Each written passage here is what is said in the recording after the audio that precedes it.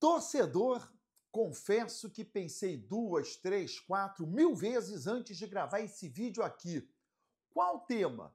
Ontem tivemos mais uma atuação pífia. Por consequência, resultado desastroso, a derrota para o Juventude. Mas hoje o Vasco completa 127 anos. Poucas empresas no Brasil conseguem atingir essa marca. Uma história linda, maravilhosa, que nós vascaínos conhecemos muito bem, mas o momento é péssimo, né?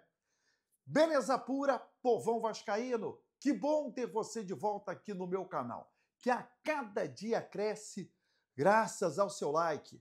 Deixe o seu joinha aí, se inscreva no canal, ative as notificações. Juntos, vamos chegar à marca dos 100 mil? Eu vou rodar a vinheta e na volta, só dá Vasco!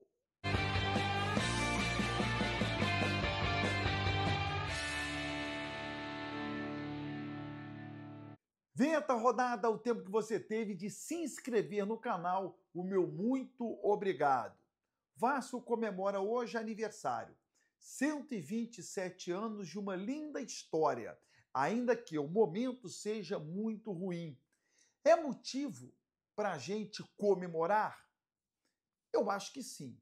De um certo ponto, sim. Porque a comemoração é por conta de toda a trajetória do clube. A luta contra o racismo, clube fundado no dia 21 de agosto de 1898, são 127 anos.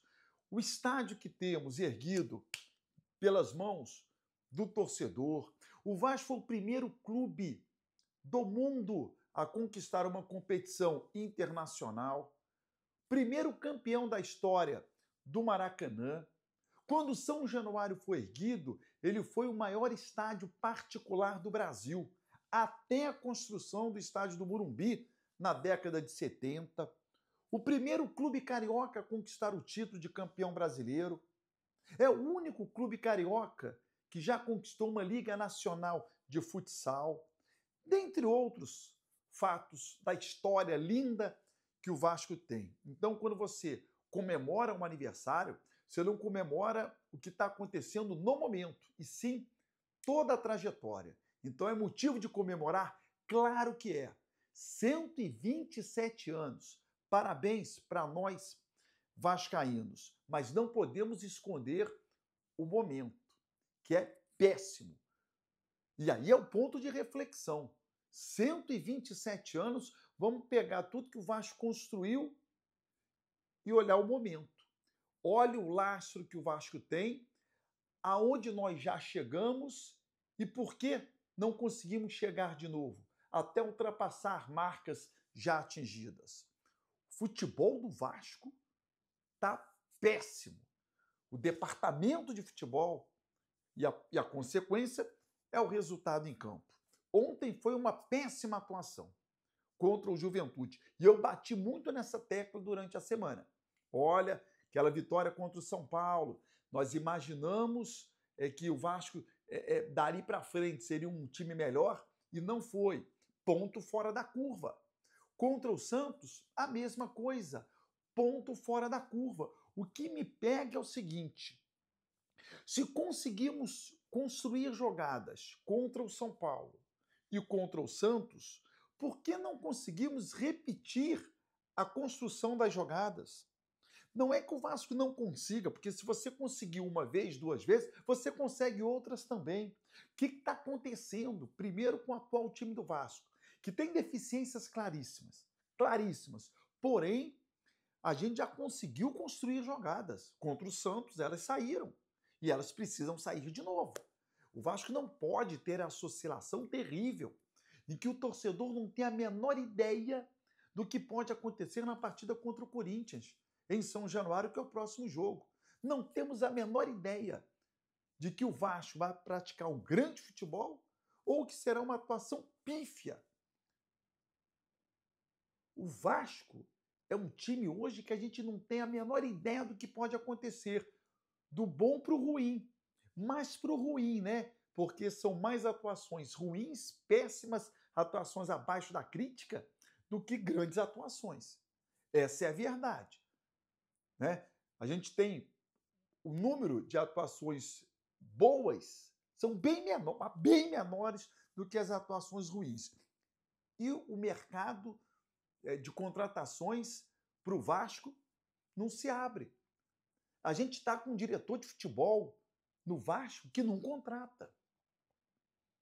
Apenas o Andrés Gomes foi contratado esses dias aí. E o Thiago Mendes, que não foi ele quem contratou. Ou não foi ele que observou, não foi ele que pincelou. E aí ele está viajando para a Europa e não tem uma contratação, não tem um alento. Hoje é aniversário do Vasco, né? Podia anunciar uma contratação de presente para o torcedor. E aí a gente ouve o seguinte do próprio torcedor: o Vasco não tem dinheiro. Pô, Baran, como contratar? O Vasco não tem dinheiro. Então você contrate alguém para arrumar o dinheiro. Porque é muito simples você abraçar, cruzar os braços e falar assim: não tem dinheiro. E aí? Tua geladeira está vazia? Ah, não tem dinheiro. Não reclama que não tem dinheiro. O que você faz? Você vai correr atrás do dinheiro. Então o Vasco precisa, primeiro, correr atrás do dinheiro, que é departamento comercial, departamento de marketing, fechar negócios, fazer ações, né? Cadê? O Vasco, a TV Vasco, né? A melhor TV da América do Sul, ganhou prêmio. Você vende cotas para isso, publicitárias, dentro da Vasco TV? Você está vendendo? Você está rentabilizando? Então falta alguém para correr atrás do dinheiro, para contratar reforços. Claramente o Vasco precisa de reforços urgentes e parece que o Vasco não tem essa urgência. E aí a gente vê, né, os outros clubes contratando, times de orçamento muito mais baixo do que o Vasco e na tabela lá no alto, a maioria inclusive, tá?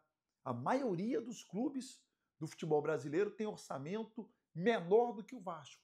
E estão acima do Vasco na tabela de classificação. O Mirassol tem estrelas, deu um chocolate no Vasco. Tem? O Bragantino é um time estrelado. Você acha que o orçamento do Bragantino é maior do que o do Vasco? O Vasco tem um problema muito sério, que é a recuperação judicial. Também é um ponto. Também é um ponto. Porque você não pode ir ao mercado, você não pode demonstrar que tem dinheiro estando numa recuperação judicial. É um problema, claro que é um problema. Ah, então não deveria entrar na recuperação judicial? Deveria. A recuperação judicial você está à beira da falência. Então o Vasco também tem um problema muito sério, que é a questão de fluxo de caixa. Só que com a recuperação judicial, o Vasco deixa de pagar os credores, o que dá um respiro para que você possa ir ao mercado e contratar jogadores. Não pode contratar jogadores caros, mas pelo menos contratar bons jogadores. Algo que a atual diretoria não conseguiu. Olha a legião de atletas contratados pela atual diretoria e que não jogam. Não jogam por deficiência técnica. Estou falando do Maurício Lemos. Estou falando do Jean Davi. Estou falando do Lloyd Augusto. Estou falando do Souza, que foi contratado e já rescindiu o contrato, mas ganhou. Estou falando do Maxime Domingues, que foi contratado e não está mais no Vasco. Estou falando do Emerson Rodrigues, que foi contratado e não está mais no Vasco. E de outros que eu estou esquecendo aí, que são contratados e estão jogando mal e ficam no banco de reservas. É loucura.